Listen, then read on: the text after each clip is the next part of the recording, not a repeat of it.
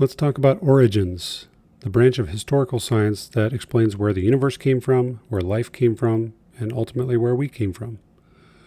The Bible says that God created everything, including the universe and life. But the mainstream secular explanation is that these things all came into existence by themselves, without any creator. In my opinion, there are three main areas in which atheism's answer is less scientifically reasonable than Christianity's answer: the origin of the universe, origin of life, and origin of genetic information that we see around us in the various families of animals and plants. So, first, where did the universe come from? The Bible says that God created it, as described in Genesis.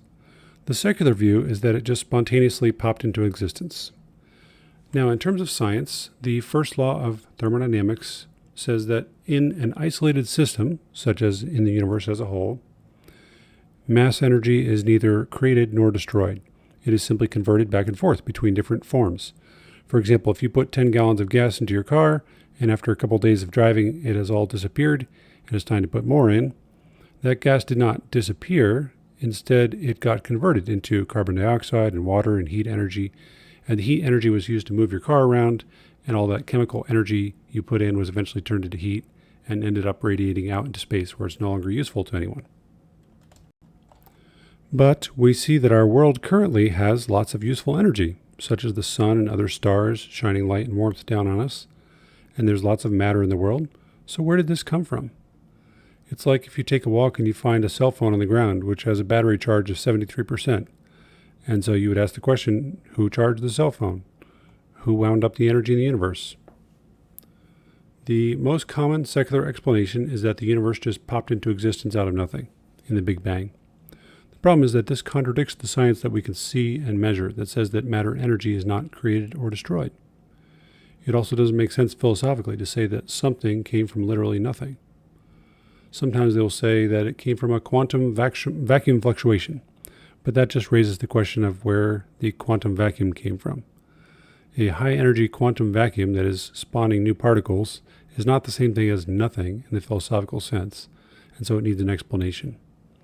Imagine if a student told his teacher, "My homework spontaneously disappeared into the quantum vacuum last night, just like the Big Bang particles spontaneously appeared out of the quantum vacuum without any cause or reason."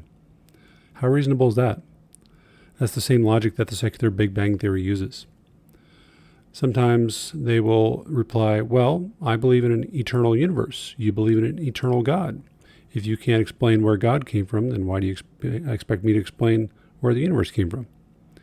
But to answer this, it's obvious that a cause for the physical universe, which is winding down in usable energy and order, could not itself be part of the physical material universe.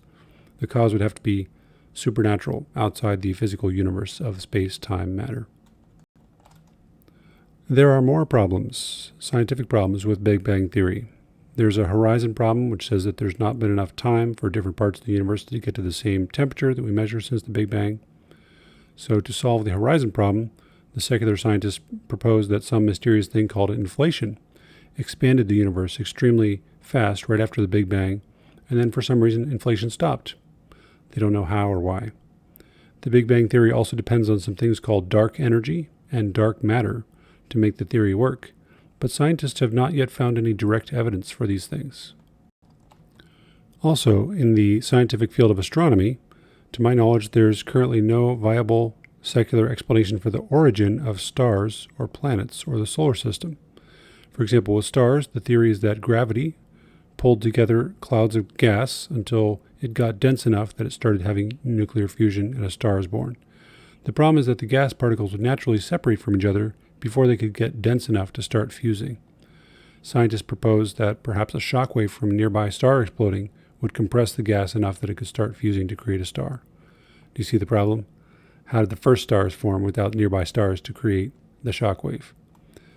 There are similar problems with other theories of planet formation and other solar system problems, like why some planets rotate in one direction while others rotate in the opposite direction.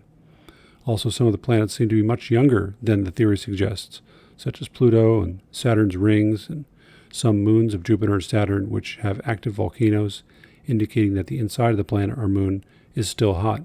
So because it's so small, it could not have been active for the billions of years proposed. Also, the universe and our Earth and solar system seem to have been finely tuned to be ideal for life here on Earth. For more on this topic, check out Stephen Meyer's excellent book, The God Hypothesis, or some of the links in the supplement. If you're interested in these things, there are some great websites and documentaries, such as creation.com and crev.info, and there's a great 3-part documentary called What You're Not Being Told About Astronomy. I'll put all the links in the supplement document. So in summary, it seems more sensible scientifically to believe that God created our universe and solar system rather than that they popped into existence from nothing and formed themselves as we see today.